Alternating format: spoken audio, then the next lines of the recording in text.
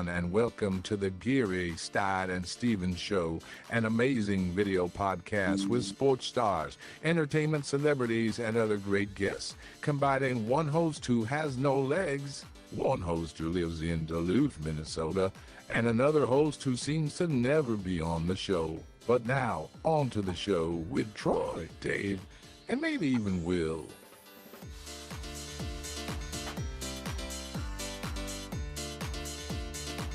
Welcome. Hello, everybody. It's Dave Stevens. Of course, I am the co-host of the Geary, Stein and Stevens Show. And that would be also the co-host who is in Duluth, Minnesota, which would be Troy Geary. So, Troy, how are you, buddy? How's Duluth, Minnesota treating you, and how's the weather? I'm doing great, Dave. Excited for the show tonight. Yeah, we have a great show in store for everybody, and I'm going to bring in our guest tonight. He is a former Chicago Bull. He is our second three-time NBA champion. Of course, he got those with the Chicago Bulls. I'm talking about former NBA guy Scott Williams joining us from my home state of Arizona. Scott, thanks for being a part of the Geary, Stein and Stevens Show. How you doing, brother? Dave, Troy, I'm doing fantastic, man. I'm still suffering the holiday hangover where my gut's hanging over my belt from Thanksgiving. But, too blessed to be stressed out here in the Valley of the Sun. You know, Dave, this time of the year, this is the big payback for us surviving that summer heat when we had a record 100 days of 115 plus every day without a drop of rain. So the big payback, it's 82, and yesterday it's about 76 a day and sunny. I was out on the golf course running around. So man, this is the time of year to be out here in Arizona. And our sports teams outside the Cardinals and the Coyotes, they doing pretty good, man. I mean, Suns are finding their groove. They're won 8 in a row. U of A is the number 2 team in the nation. Even my little GCU Antelopes off to a nice 4-1 start. So we're really loving the landscape right now out here in the sports scene. And we are going to talk a lot of basketball tonight. And, the Suns are exciting. If Beasley gets back, I mean, holy cow, we might have something here. But, Scott, we're going to talk about your career and the amazing things you did in the NBA. Of course, primarily the biggest part of your career was with the Bulls and getting those 3 back-to-back NBA championships. What are your memories of your time, especially with the Bulls? Just how fun of a group it was to be a part of. We were the, we call it the Beatles, the Rolling Stones of not only the NBA but professional sports, with Michael Jordan on that squad, the biggest personality on the planet in any walk of life for that matter. I think he's probably more popular than the president. And to be a part of not only that type of vibe, that atmosphere, and sometimes circus-like atmosphere around the Bulls was special. I come from a situation where I'm undrafted coming out of college, to crying in my beer one night to host the championship trophy with a glass of champagne in my hand. So a year later. So it was a tremendous experience. I loved playing alongside Michael Jordan for the 3 years that I was lucky enough to suit up for the Bulls in a Jordan uniform. In fact, I kid him sometimes. If I'd have known he was going to come back after chasing fly balls in baseball, I never freaking would have left Chicago. I would have stayed right there the whole time because playing with him was something special to watch every day and practice every game. The professionalism, the work ethic. There were life lessons to be had being around that dude.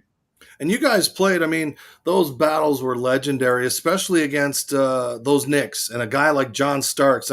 John Starks was such an instrumental part of those success stories for the Knicks, and you battled him. He was a little guy that wasn't afraid to go in and bruise you guys. You had to bring up all Starks today, huh? I was having such a good day. Starks was one of these guys for the Knicks. He wasn't the 2 guys you have there, Oakley and Ewing, in that photo there. They had Charles Smith, Anthony Mason. They had some bruising big men. But Starks was this little like pit bull kind of dude that just wanted to just constantly get in there and be a little big man, if you will. So myself, Stacey King, Will Perdue, Bill Cartwright, we loved giving him a little extra shot. He came down the lane, try to knock him on his keister the way that they were knocking MJ and Scottie Pippen around. But I've gotten to know John a little bit more since retirement from some charity golf stuff that we both down in Charlotte, and I have to say he's not such a bad guy after all. Well, I'm glad you didn't say anything horrible, because if you look, here's John Starks. What's up, Scotty? How you doing, bro? Oh my God! Okay, this is one of the surprises, huh? Yeah, this is your life, Scott. So I kind of, I'm sure you probably had similar feelings back in the early '90s. So I don't feel. Oh, no question. Those was fun battles. Fact, battling you guys back then. You were at the garden last night. I had my spies out there reporting to me. They said they saw you running around the garden last night with the Hornets were in town. I was. From our hoop TJ was down there, so he let me know you were running around the garden last night. Oh, for sure.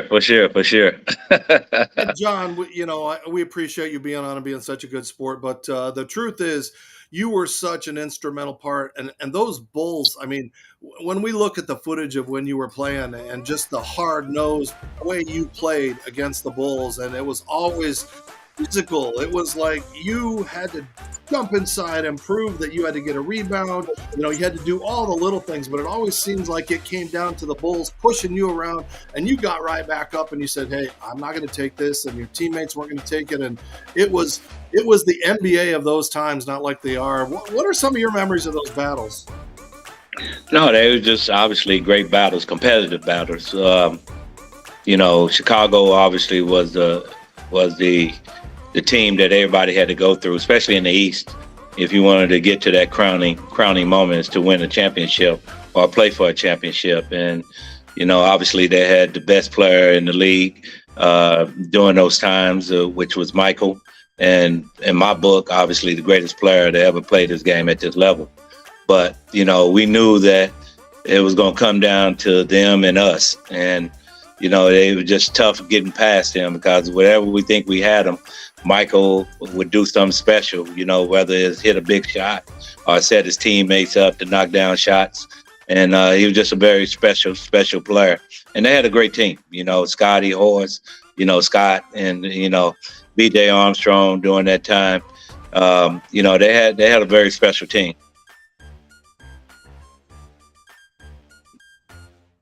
Yeah, Scott, I got a question to ask you. I know without going too much into detail with your book, talk about the impact Dean Smith had on your career and overall just your life in general.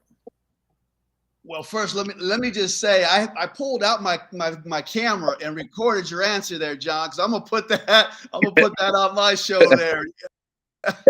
I love that. The competitiveness was exactly what I think that was for me. Been around the game, and I don't know what your feeling is, John, but I thought it was the height of the NBA. I appreciate the athleticism of the players today and the skills to be able to shoot the ball, but nobody played the way we played in that stretch in the 90s. Basketball was just something special. And I really do appreciate those battles. I didn't know you were jumping on here, so this is something nice for me. But yeah, there's a picture of my book, Through the Fire. PJ and Scotty, Horace, Michael.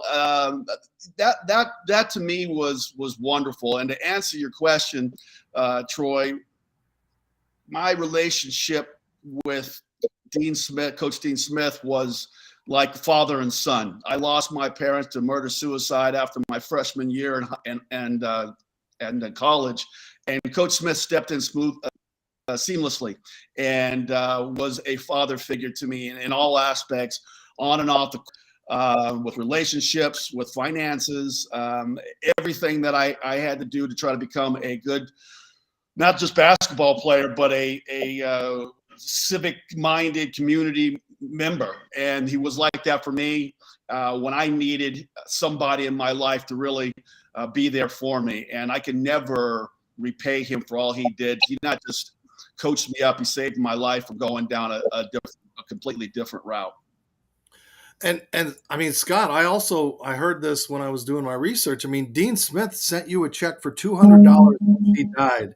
He gave a check of $200 to take themselves out to dinner for every coach. I mean, that just says a lot about what that man was.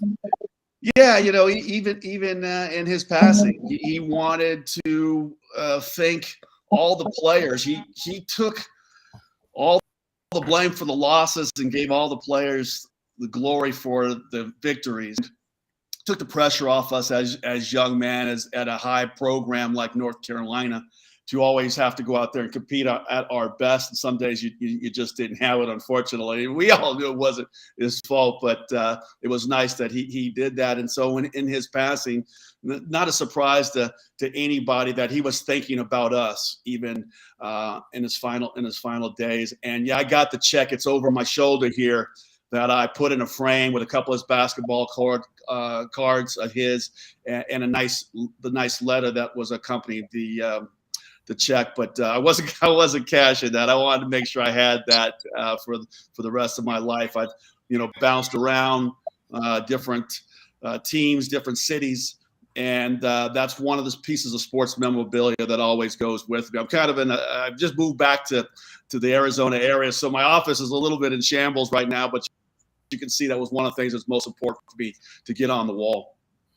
And I think it's amazing here, John. We have two undrafted players that had really good careers in the NBA. I mean, John, what does that say as far as your hard work and the tenacity that you were able to do to get into the NBA and have a successful career? Well, first and foremost, I didn't realize that Scott wasn't drafted. I'm shocked by that, to be honest with you. You know what I mean? I thought he was one of the top big mans coming out during the year that he came out. So I'm learning something new about you, Scott.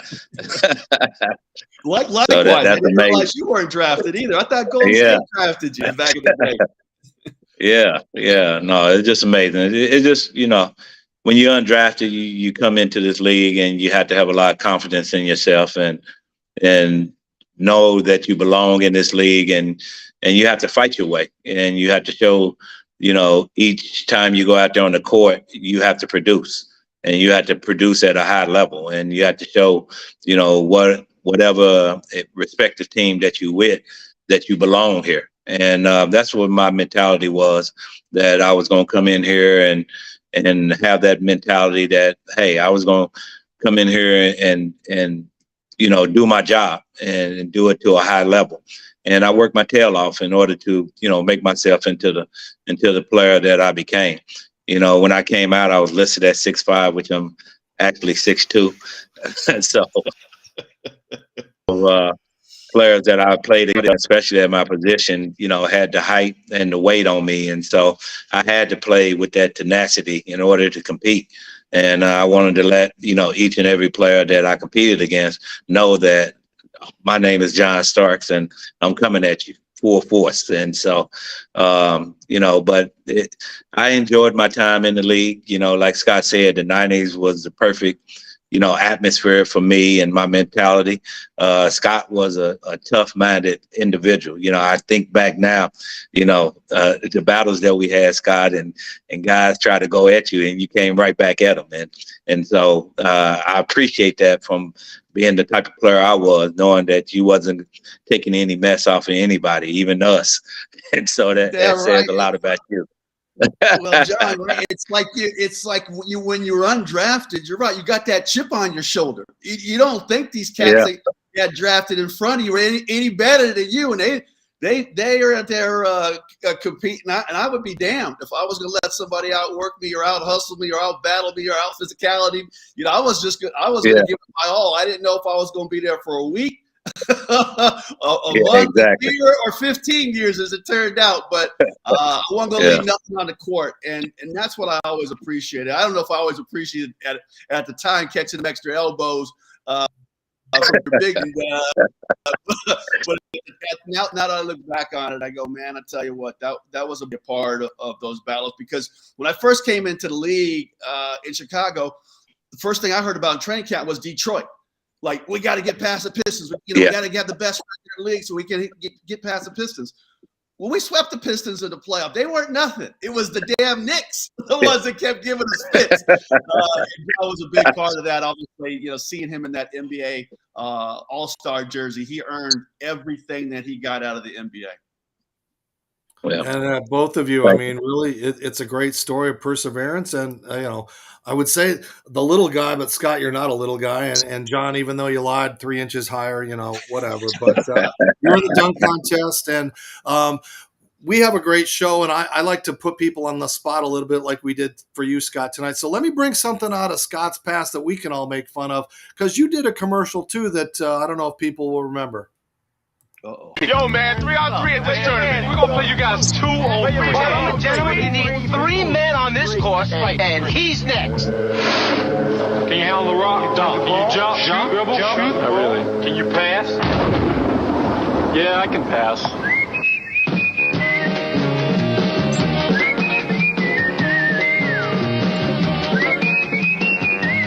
I'm serious. I want to shoot a little more next time. Next time. Way next time. Well, you guys went deep in the archives to find that one. Yeah. Gear, huh? Hey, man, I'm just saying in my defense here, right? I wasn't drafted. Nike and Reebok, they didn't come to me with these big old, endorsement deals. I had to get in where I fit. I think LA Gear paid me about $300 or something like that. I had to jump on that. When you making the league minimum, I got a guy that made a half-court shot in Chicago. A full court shot in Chicago. He made $1 million. I was like, that was more than I had made in 3 years.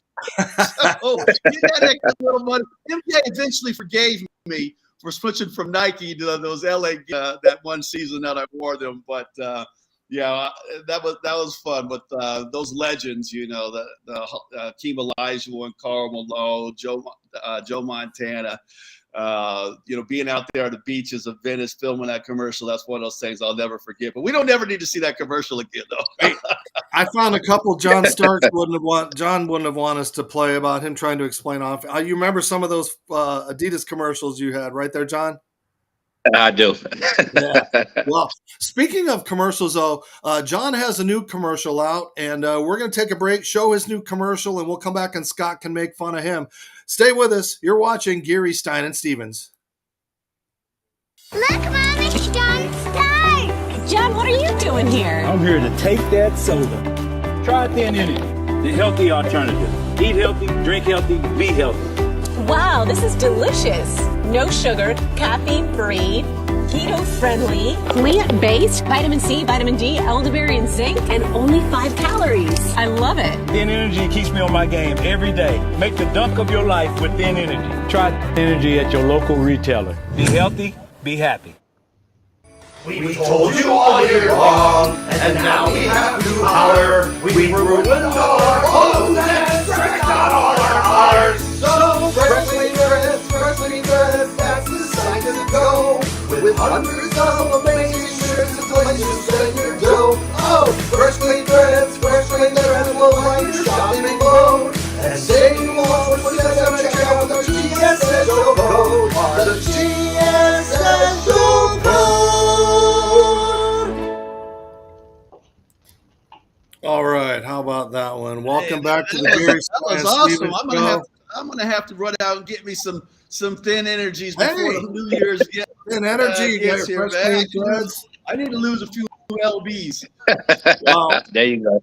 Drink up.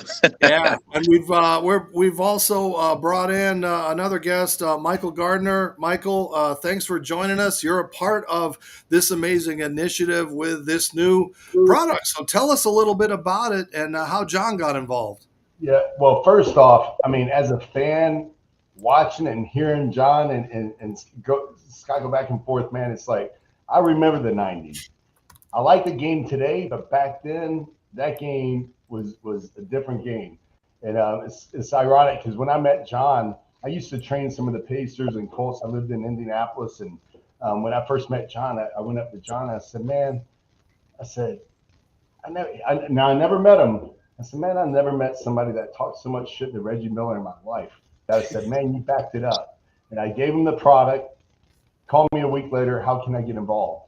And I had just launched the company. But the long and short of the story is everything you hear about tenacity and what it took for John to make it in the NBA, and now that I'm hearing more with Scotty and everything going on there, it's like, man, it just really shows, that heart and the desire and the drive.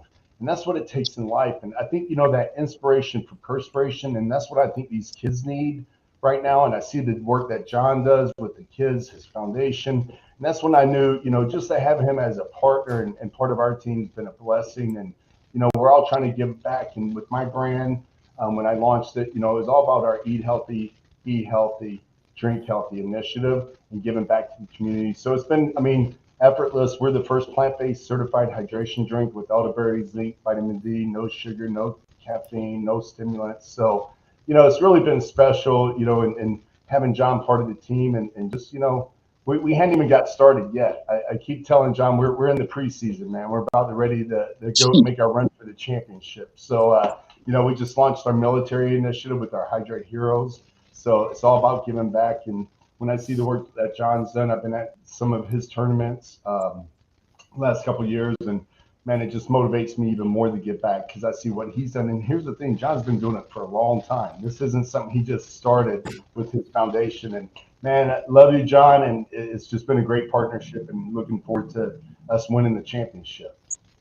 And John's not going to be a part of something that's going to make you fall down. I mean, John, this is obviously it's a great product and it's something we need. And the initiative with the heroes, right? Oh, no question. Like Mike said, me getting involved in it, I thought it was definitely a need out there, especially with what's going on with the obesity in our society. And this right here is a drink that's obviously plant-based drink, but it gives you so much energy. You're talking about all the other energy drinks out there. They got caffeine in it. This doesn't have that and does what it's supposed to do. You know what I mean? Give you that energy that can last a long time. I tell Mike all the time, I drink it early in the morning.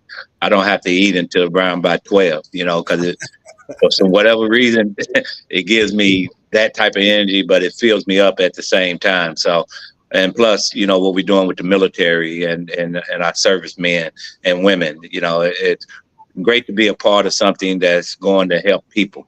I always wanted to be a part of, and that's what I do in life, especially with my foundation, is to help people. Well, we are excited to hopefully start supporting your initiative. And again, it's such a great product and something that is actually going to help our heroes. We don't do enough for our heroes, and I can't do enough and continue to do enough and support our veterans. So thank you guys for being a part of that. And this is still the Geary, Stein and Stevens Show. Go ahead, Scott. I need to find out how to get him my address to ship a couple of them bottles out here to Arizona for me. Hey, there we go. I got you, Scott. We'll connect the loops, right? And speaking of energy, because I know Scott got to witness this firsthand, let's talk about the energy on the dunk. Let's talk about that play. There are not a lot of things that are just called the dunk. So give me your thoughts on that, Scott. I felt bad for writing Grant on that one. I'm glad I wasn't part of that. That was nasty. See, no one expected him to go with the left. That's where he got everybody. He jumped up like he didn't shoot. No one expected to see the left hand jam. That was John, nasty. your thoughts? I give props for that. Yeah, BJ No, gets I kicked out. actually, I did that for the pitcher, Scott. It's better for the pitcher. You got the right angle, it's a good side. I love it. Yeah. No, but most right-handers jump better going right. I jump better going, off of two, going with my left hand. For whatever reason, it's just a natural reaction. There's the immaculate reception. There's the dunk. I mean, it's so iconic. You've got to be so proud that when they say the dunk, everybody knows. I mean, do people remind you at least once or twice a week, John? Every single day. No matter where I'm at, somebody asked me about that play. I can honestly say that I started working and since 2004, every single day, somebody asked me about that play. every single day. I can honestly say that. Yeah. Wow, that's pretty cool. And we know it was a different league in those days, obviously much more physical. Now, you look at somebody and they give you a technical, but, I'm wondering if you guys could both kind of address what the league was like then and now, because John, you're kind of like a Curry. I think nowadays your game would be a little more finesse, outside shooting, and you wouldn't have to drive so much. So talk a little bit, both of you. I'm going to let you both just lead that discussion of what was different now and what it's like then. And if you both were playing now, what would your games be like? Wait, Well, I tell you this. Let me start, John. Let me start on go this ahead. because you got a better answer. Let me start on this because I'm gonna say right now, I couldn't have played in the league today. I didn't have the athleticism to play the way these guys are playing now, or the speed. I was a bruiser. I was down under that box trying to knock people around, and I think I got suspended from Game 7 for hitting Allen Iverson too hard in the 2000s. Because I was thinking we were still in the 90s. But, John, I'm going to let you take it from there because your game translates. Yeah. I would not have. Yeah. No, I think you could have played in this league, because it is all about how you were growing up. At that time, when you was growing up, and I know you tall ever since you was a child, and, the first place they put you is down low. You know what I mean? They tell you to get down low and post up and do this and do that. Now you see big mans now, they facing the basket. I see kids all the time that's tall, they facing the basket. So they not pigeonholed into just being a low post player. And so you probably would have changed your whole game if you grew up in this era. You know what I mean? So don't discount your ability. You had a lot of ability. But I would say, for me, yeah, my game would have translated into this era. I tell people I played in a league called the World Basketball League, where we was playing, 6'5" and unders was the league, but we had guys that was 6'10" in there, 6'9", and it was just track meet, just kind of like what you see today. And it was easy to get to the basket like it is today. You know what I mean? Oh, the lane is wide open. Back then, like Scott said, you came down that lane, you knew as a guard, you're going to get hit. And you're going to get laid, and you're going to get laid on your back. You're going to get laid on your back. And the referee would just look at you. All right, get up, go shoot your free throw. You know what I mean? They wasn't going to the videotape to see how hard you got hit, where you got hit at. They wasn't doing none of that. So you had to be physical when you came down that lane. You look at, The Last Dance, and you look at all the videos that was shown when Mike was coming up trying to get through Detroit. How many times he was getting laid out. But one thing about him, he kept coming. It didn't matter. He kept coming and coming and coming. You hit him, he's coming even harder. You know what I mean? That was his mentality. And so for me, these guys, they very talented, like Scott said. Some of these guys probably couldn't play back then, but a lot of them could. You know what I mean? And the game was a lot different, and it was more of a inside-out game because everybody had guys on their team like Scott, 6'10", 6'11", 260, 270, 280, and so it was a big man's game back then. And so the lane wasn't as wide open. When you did get to the lane, there wasn't nobody there. It was like, oh, man, thank God. You know what I'm saying? So, you got a free run at the rim. But, the game is totally different now. And but I appreciate the artistry in the game. These guys, they get to handle the ball a little different than we could handle the ball. So it would make it harder to guard them because you couldn't put your hands on them. I always tell people, if I couldn't put my hands on Michael Jordan, he'd probably have 50 every single night, and so you had to play him. And they tell me, what do you think Michael would have done? Please. Michael averaged, 30-some points for his career. One year he averaged 36, and that's when you could put your hands on him and rough him up and what have you. And I think if you couldn't put your hands on him, it'd be a massacre in today's game. I would feel for these kids. You know what? Would you agree, Scott? One thing. Will you agree with that, Scott? You might get a kick out of this. When I played for Phil Jackson in Chicago, they had a rule that if the big guys shot a 3-point shot in a game and we missed, we would be fined by the team. So this goes to show, these guys that are 6'11", 7 foot, heck, even 7'5", the Wembanyama kid, shooting the threes out there. That didn't fly in Chicago back in the early 90s.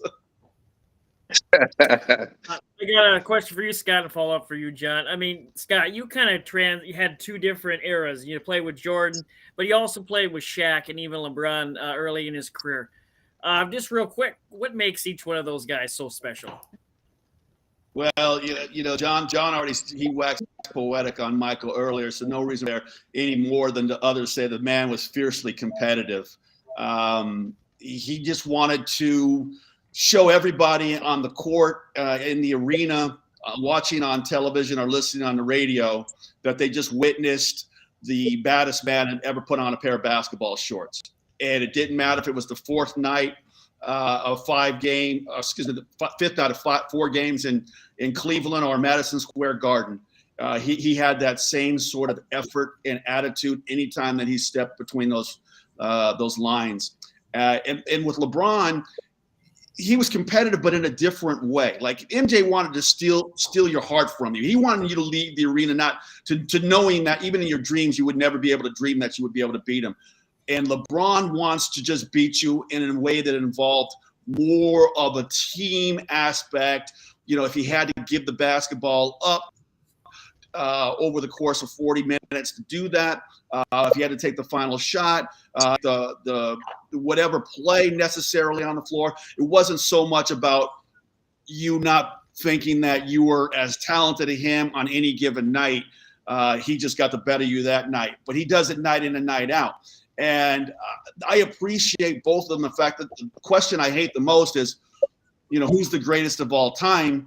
Because I don't want people to think that I think LeBron's not a good player and not one of the greats of the game has ever produced.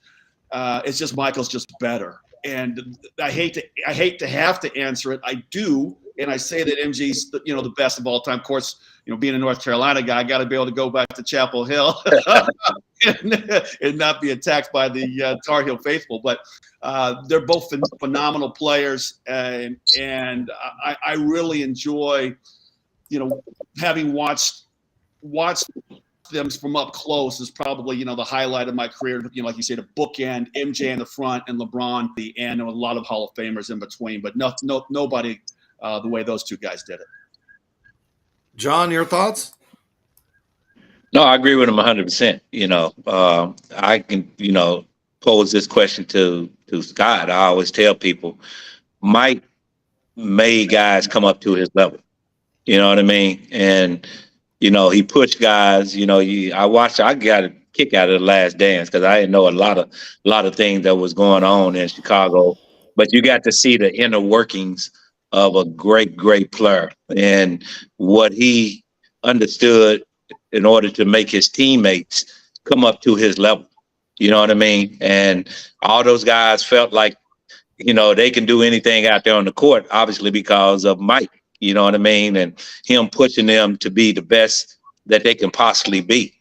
You know what I mean? That says a lot about his leadership. You know what I mean? And that's what you appreciate about him as a player. And being as great as he was and gifted as he was athletic, I always tell people he probably was the smartest player to ever played against. You know what I mean? The things that he used to do out there on the court, he knew, when he had to do it. And, that's what made him special. And he lifted his teammates. I can honestly say that. And Scott can probably speak on it better. But I saw all those guys play with a enormous confidence in themselves. You know what I mean? And some of them, when they left, they were just normal players after that. But when they was with Chicago and with Mike, they was at a whole nother level. Oh yeah. Hey, listen, I was getting booed by the time I left Philadelphia after I signed with them. So yeah, it was totally different playing with MJ than playing with Dana Barrows. So two different cats. Before we go to break, Michael, what were your thoughts on The Last Dance? Because I learned so much. I just was wondering from an outside fan what you thought. So here's what I think, John. It is the holidays, right? Yeah. So like the season forgiven. I never met you, Scott. That's right. But I think you're a good guy, even though you played for the Bulls and all that. I like you, Michael. I think what we should do, John. I'm gonna, what if we send Scott some product, and part of the deal is he's gonna wear this shirt. He's gonna send him a free John Starks the Dunk T-shirt. Is that the dunk shirt? I would tell you that now, Mike. I could tell you that right now. That ain't happening. But let me show the season. Merchandise. I don't know if I can wear this. I'm definitely take the product, but yeah, hell, what the hell? You know what? I can do that. Just the spirit of giving and all. I thought, come on, Scott, we got a shot here, John. I thought we had a shot, but we will see some product. But here's a special thing, though. Anybody that goes to John Stark, it just got real hot in here. John Stark. Anybody that goes to johnstarksthedunk.com, they can buy the product, and we'll give them a free T-shirt. John Starks the Dunk T-shirt, and part of the proceeds goes to the foundation. That's a so deal. That's a deal. You guys send it out here. I'll put it on. Put it on my. I just got into that TikTok, so I'm just starting to do TikTok. So I'll put it on my TikTok. Well, I've got a great piece. Here's a good peace treaty.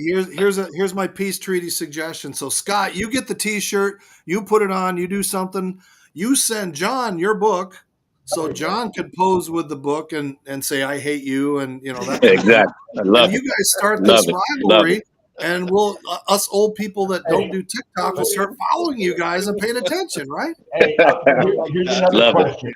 But I want to see y'all on the course, because I'll tell you one thing right now. I know how John plays, Scott. I don't know your game, but John knows I'm coming after. Like, I got a lot of work to do. That's all I'm going to say. John can golf. And, I don't know where your game's at, but, I need to see both y'all out on the golf course.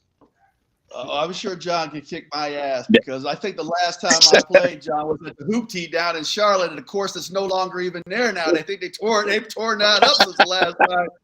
I've picked up a club, played 18 holes, so I gotta get back out there. I'm living on a golf course now, and I spent all year last year rehabbing my shoulder. So I got my shoulder right, and I get fix my knee. Once I get my knee right, I get out there and start swinging a little bit better. There you go. There you go. Scott, as a guy with no legs, knees are overrated anyway. So, Right.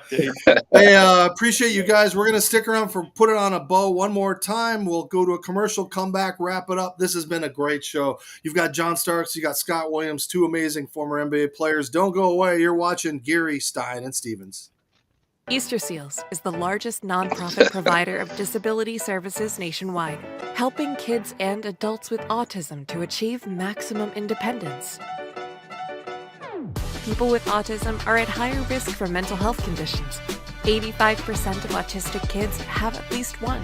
That's why we're working to help autistic people with complex behaviors and mental health challenges. We are Easter Seals.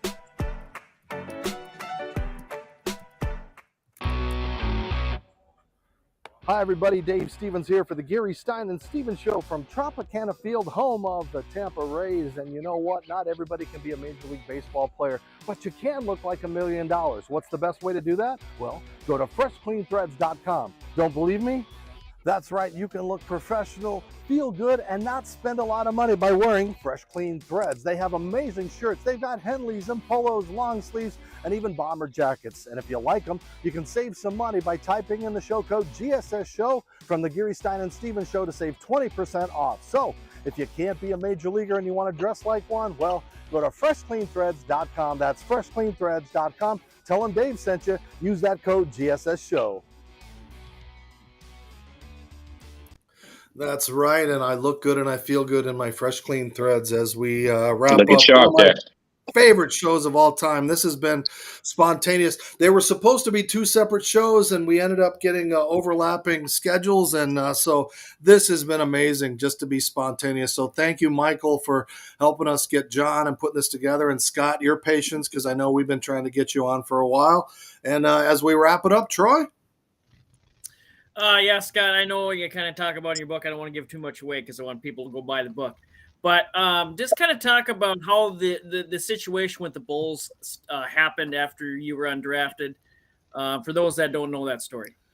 Yeah, it's one of those wild things that happen in life. I guess right place, right time. I got an invitation to play in a summer basketball camp pickup game that drew on for some underprivileged kids in Greensboro, North Carolina, which was only about an hour from Chapel Hill, where I was at all summer working out. And, I thought, hey, if I want to try to make it to the NBA, I got to test my skill level against pros. So MJ had a bunch of his guys that he played with in Chicago, and guys from the Charlotte Hornets came up, and some other guys from around the league. And I got an opportunity to be on MJ's team and found the ball in my hand late in the game. We were down by 1, and I fired a strikeout to MJ, and a tongue comes out, and he knocks down a game-winning jumper. And as he's leaving the game, Fred Whitfield, John, who you know very well, says that MJ got on the phone with Jerry Krause leaving the gym and says, why don't you give Williams a tryout? And so Krause called my agent. We made it happen, and I got the last spot on the Bulls roster my rookie year. So just kind of one of those that fell into my lap. But if I hadn't have been in Chapel Hill, or if I hadn't have been in that game, Michael never makes that call. I'd probably never make it to the Chicago Bulls. And John, tell us about your Scott, journey. it's nice knowing people. I was getting ready to say, Scott, it's nice knowing people in high places, ain't it? You got that right. That was one of the best things that playing with the Bulls during that period of time with Michael. I remember one time I couldn't even get my agent to return my telephone calls, and I was out of shoes. I worn them down to the nub, and I called MJ and say, hey, can you get me some more kicks? And the next day I had 6 brand new pairs of Nikes, some gear, and everything else in the locker. So I kept going for the rest of the year. Nice. And Scott, you talk about your book, and I don't want to be a huge downer, but I'll hold it up you grew up with abuse, and you grew up with a lot of things, and yet you have a smile on your face. You had a great NBA career. How did you overcome so many things? In your book, when you talk about your dad, you would have to set things in your door so you could hear the noise of your dad coming in and the abuse and things like that. So how did you get from point A to point B and still be able to smile? My mother, I think, of all the things that was going on at home, my mother was a very strong woman. She raised us to always have confidence in ourselves and our abilities. Me and my brother, I'm talking about. I have an older brother, who's 3 years older than me, and I always took that attitude with me. And when he took my mom's life and then took his, I was devastated. And I thought about quitting basketball for a short period of time. And I talked to Coach Smith because practices were hard, going to class was hard. I wasn't sleeping at nights. I was, hitting the bottle, drinking too much at the dormitory late in the evenings.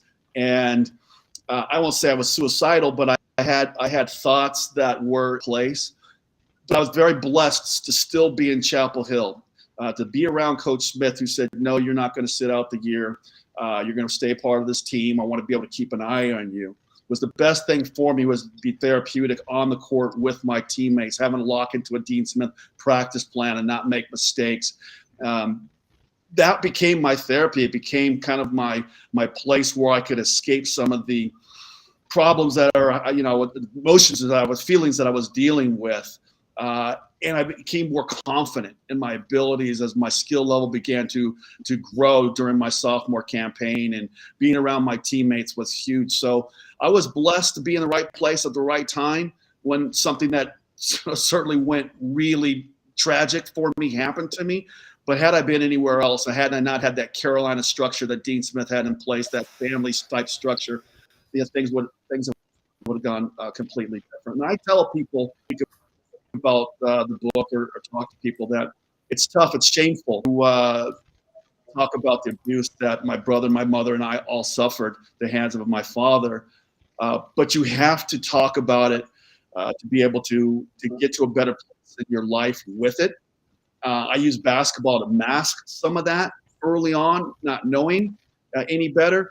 but I also had Coach Smith to be able to talk to in his office anytime I needed that, and that was huge.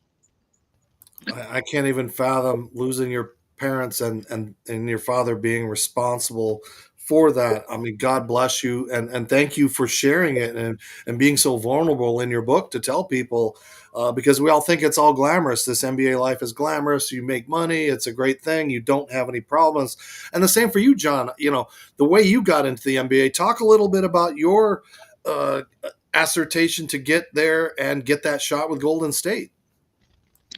Yeah, Scott, man, I didn't realize that that you went through all that, my man. So my heart goes out to you, bro, for being strong. You know what I mean, and that says a lot about you as a man. You know what I mean. You could have easily quit, but you didn't. You know what I mean. And you know, obviously, when you're going through situations like that, you need help of others. And I heard so much about Coach Smith, you know, being there for his players, you know, no matter what they need. And it says a lot about him as a man. And you can see the love and aspirations that each player had for Smith. And that says a lot. But, bro, you know, man, I can't fathom that, going through something like that, bro. But I commend you for where you got to in life, because a lot of people would have checked out, you know what I mean? And you didn't do that. And then your story obviously truly needs to be told and heard, you know, because there's a lot of kids going through what you went through, you know what I mean? And so keep telling that story, bro. It's going to help a lot of young people and a lot of, you know, adults too, on top of it. But, you know, I understand what you went through, because it was similar to what I had to go through with my mother and the life that she had to endure, you know, at the hands of men in her life. You know what I mean? The abuse that I saw growing up, you know, was just incredible. You know what I mean? You don't wish that on any child. And so I can relate to your story, not to the point, obviously, with your father taking your mother's life. And so, but I understand that what goes on in that household, what went on in that household, because it went on in mine. And so, but like you say, you know, you have to be strong, and I used to put things in a box and just keep it there. I used to kind of like, basketball was my saving grace, you know, as far as, you know, taking my mind off of what was going on in my household. I used to go to the court, and I used to spend, you know, hours and hours and hours and hours out there on the court. I used to like, don't come home until I had to come home. You know what I mean? And basketball is where I was at. You know, I may not come home till 12 o'clock at nighttime because I'm on the court, you know what I mean, by myself, and just, you know, trying to like clear my mind. And I think it helped me be the person that I became, and gave me mental strength to get through whatever, you know, in life. And, you know, during my trials and tribulations as a young man, trying to find myself and mature, especially right after high school, where I got myself in a lot of trouble in college and stuff like that. It wasn't until I got married and my son was born, that's what like kicked me into gear. Like, now I got Miles to take care of. It's not just about me. Now I got to really get focused, and that's what pushed me to become the player I became, and helped me mature as a young man. And I started to get focused on life. You know, up to that point, I was just taking whatever came my way. But now I had mouths to feed. And so, you know, and that gave me an opportunity to play in my that was my fourth junior college I went to. Gave me an opportunity to come in and play, and I became a junior college All-American. And Coach Leonard Hamilton, who you know, gave me an opportunity to come in and play for Oklahoma State, even though I had 1 year eligibility because I screwed up my eligibility my first couple of years. And I took it as my opportunity to showcase my talent at the Division I level. And Larry Brown saw me when he was at Kansas, and they ended up winning the national championship that year. and he took a job over at San Antonio that following summer, and he liked what he saw in me. He gave me the opportunity to come in and try out, and the rest was history from there, you know. And so I'm appreciative of people around me that gave me those opportunities, but I'm also glad that I took advantage of them, because when they come around and you don't take advantage of them, then that's on you. But I took advantage of every opportunity that was presented to me. And your stories are both so amazing, and I appreciate the vulnerability. I'm sitting here almost in tears just listening to those stories, even though I knew them, just to hear your both of you just being just you guys. So it was real. This is one of the most powerful shows we've ever had. And so I want to end it on a good note. So John, tell us a little bit about what you're doing in life and how things are going for you. And then Scott, fill us in about all the cool things you're doing. John? Yeah, man, I'm blessed. You know, that's all I can really say. I'm really blessed. I've been working for the Knicks since 2004 when they asked me to come in and fill the role that Willis Reed was here doing as a community ambassador. And I've been doing that ever since. And I recently opened up a car dealership about 2 years ago, a Kia dealership here in New York, in Queens. That's been rocking, been going very well. In the process of opening up a couple of more dealerships here in New York. And then I'm with Thin Energy, man, doing our thing with Thin Energy and trying to get the word out about this drink that it can really, truly, truly make a big difference in your life. And so, you know, we're trying to do some big things, especially with that.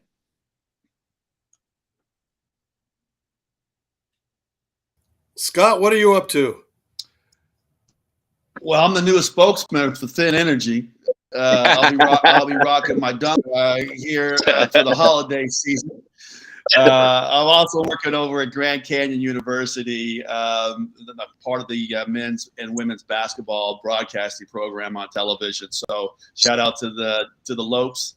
And I enjoy that. You know, I've enjoyed being around basketball ever since I retired in 2005, either as a broadcaster or as a coach. I had a little youth basketball clinic here called Dream Team Academy that we started. So working on youth basketball has always been fun, giving back, of course, coaching my kids as well. But through basketball and a media and security company called Anytime Media and Security keeps me pretty busy. Although shout out to my business partner Wade Gaborio, because he does all the heavy lifting there. So if I don't give him a shout out, I won't get invited to the holiday Christmas party. But anyway, that's really that's about it. I enjoy trying to give back to the community with this book project, like John says. And I didn't know that about you either, John. So I appreciate the kind words, but also I sympathize for all the things that you had to endure growing up as well. And that's one of the reasons why my Coach Smith and my mother on the back cover of this book that I didn't get a chance to hold up, because I wanted to give back to domestic violence centers, and I targeted one in Chapel Hill called the Compass Center, and there's a center here in Arizona as well that I work with to try to help give back some of the proceeds from the book that goes to those two fine facilities that help shelter battered women and children. And you can find that book at Amazon.com and all over the internet. And it really is a great read. And thank you guys so much for being a part of this show. Michael, one last pitch Can I say one thing? Absolutely. Can I say one thing? So, funny thing, Scott. So, when I was with Oklahoma State, so after my senior year, after the year with Oklahoma State, I said, you know, Coach Self was my assistant coach, and he said that it's a school in Arizona, and the coach was Paul Westphal, and he said, yeah, Paul Westphal. He said, because I had 1 year of eligibility left, and they just won the NIA championship at the time, and so I was actually getting ready to go out there and play for Paul Westphal in Grand Canyon for that one season. Because Coach Brown said, Yeah, Coach. It's funny because Coach Brown said, you know what? If I was going to take an NBA coaching job, I would hide him out at a school and take him in the draft. And so I was going to go out there and play for Paul Westphal, and he ended up taking the assistant coach job with the Phoenix Suns. He ended up leaving. So I said, I'm not going there. Then Coach Brown got the job at San Antonio, and I told Coach Self, him and Coach Brown was a good friend. I said, tell him I'm coming out. He said, well, I can't draft him. We can't draft him because we already got our draft choice, which is going to be Vernon Maxwell. But he can come into camp. So that's funny how things work out, ain't it? That's right. Small world for sure. And we lost, small world. We lost Paul Westphal way too young. He was such a great mind. But Michael, also give one more promo, bud. Yeah, no, you know what? And it's not really a promo because, I think this is really good kind of ending the note on this because one of the things, just hearing everybody's story, one of the things I came from I grew up poor. I have a whole story. And at the end of the day, it's pivotal moments in life. And that's what I think these kids need right now. Scott, what you're doing, John, we all have a story, what y'all are doing, Troy, with the show and everything. And, I just want to, get the word out and hearing this story, hearing your stories, man, the more you speak it, you're going to make that positive impact for the kids. And when you look at these kids today, these kids need inspiration. That pivotal moment, we're all being challenged in different ways. And now with social media, I can't even imagine growing up in that world. Myself, I have 3 kids, a granddaughter. So, as leaders of today, we need to step up because the future is our kids. And if we don't start making a positive impact in our communities with our kids, I don't care if you're black, white, Hispanic, we're all one. We all have a B. What's your B? Be healthy, be happy, be hydrated. What's your B? My B is be united and use health and wellness as a platform to bring people together. And again, COVID showed us it doesn't matter how much money we have, where we're from. At the end of the day, without your health and wellness, nothing matters. So, props to you, Scott, what you're doing with your story, sharing that, because you inspired me and you struck a chord with me, and it just motivated me even more. And John does it every freaking day, man. I call him, he's on the game. That same tenacity he had on the court, he has in business. And I'm just excited to be part of this show, and thanks for having us. And, pay it forward, man. That's what it's about. And all B's are good except for BO, I think. That's a B that you don't want, right? So, all right, Troy. We had a good moment there for a minute. We can edit that, right? Hey, Scotty, those Tar Heels is on. Those Tar Heels is on, so I know you want to get to that. I brought. Well, I don't know if you can see my. We'll show the interlock. You didn't see. They take it on. What do you got? Louis? No, not Louis. What the heck they playing tonight? They're not playing UConn, are they? No. I'm trying to think who the heck they playing tonight. I don't even know. Shoot, I forgot. I know they're part of that. You can turn it on here in a second. Yeah, they're part of the SEC, ACC talent. So I'm gonna jump. John, are you ever going to write a book? Are you going to write a book, John, someday?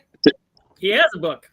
I already wrote a book. I wrote a book some years ago, a long time ago, around about 2004, 5, somewhere around in there.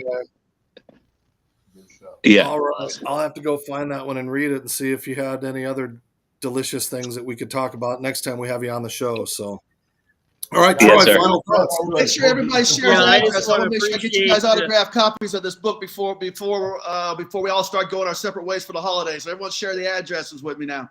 We will, and again, we got to make sure that we get a nice plug-in for that book, Through the Fire. Yeah, go to Amazon.com, order it. Amazon.com, BarnesandNoble.com, or DM me. I'll send you a copy. And then get your dunk shirt. You get your dunk shirt from John, too. Yeah, and it's a dunk happy shirt. holiday. I'm going to get my thin energy drink.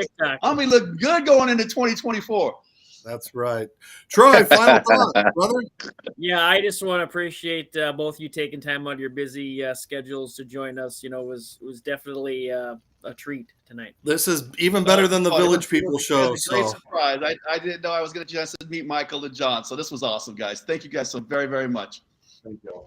All right, guys, take care. Troy, for myself, John, Michael, Scott, and whoever else is watching and listening. You've been watching and listening to the Geary, Stein and Stevens Show. Thank you guys so much for your support on your home TV, on Roku, on every platform, and Spotify and Apple and all those things. So until next time, America, this is Dave Stevens for the Geary, Stein and Stevens Show.